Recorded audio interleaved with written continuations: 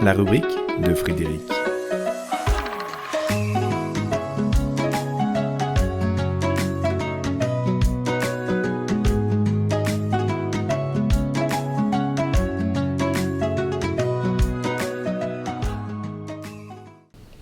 Trop cool, la vie. Sous le feu des projecteurs, tout se voit comme le nez au milieu de la figure. C'est sans doute la raison qui fait dire à quelques-uns « Pour vivre heureux, vivons cachés ».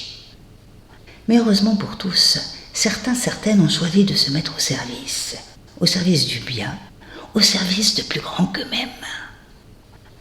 Bien sûr, il arrive qu'ils se trompent, car comme nous, celles et ceux qui s'engagent pour la cité, pour le pays ou pour le monde, ne sont ni parfaits, ni parfaites.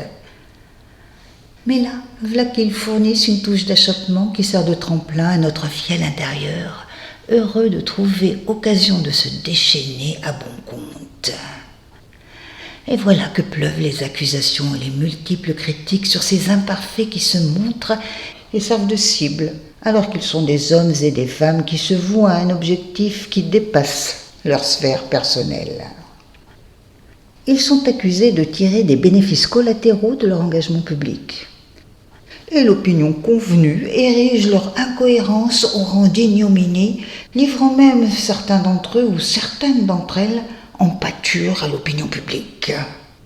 Les accusant de faits divers dont ils sont les auteurs, quand bien même c'est fait remontrer à Mathusalem ou ne serait pas vérifié. Oh là là là là. Comme si nul n'évoluait. Comme si certaines fautes d'hier devaient nous poursuivre à jamais. Comme si nous étions inconditionnellement les mêmes et que nous devions systématiquement être ramenés à ce que nous étions auparavant. Drôle d'opinion. Ce que nous étions il y a 10, 20, 30 ans n'est plus. Et si nous sommes restés les mêmes, c'est que nous n'avons pas bougé d'un iota.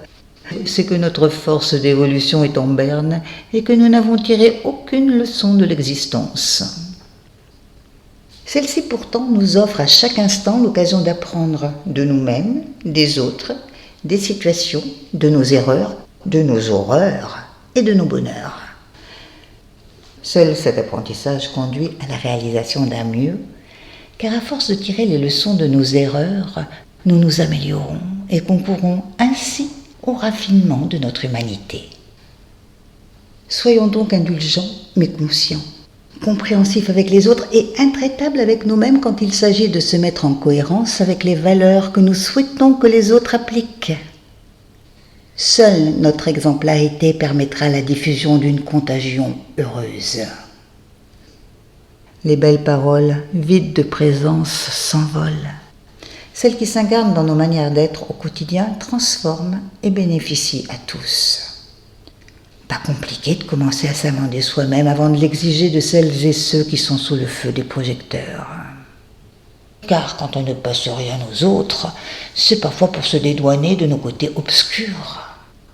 Celui qui éclaire le côté peu lumineux d'un autre oublie de regarder en lui-même ce qui demande à être transmuté. C'est ainsi que depuis des siècles, nous avons savamment appris à voir la paille dans l'œil de notre voisin plutôt que la poutre qui est dans le nôtre. Et là, encore un travers qui, une fois identifié, nous permet d'apprendre l'indulgence et la compréhension aimante. Trop cool, la vie.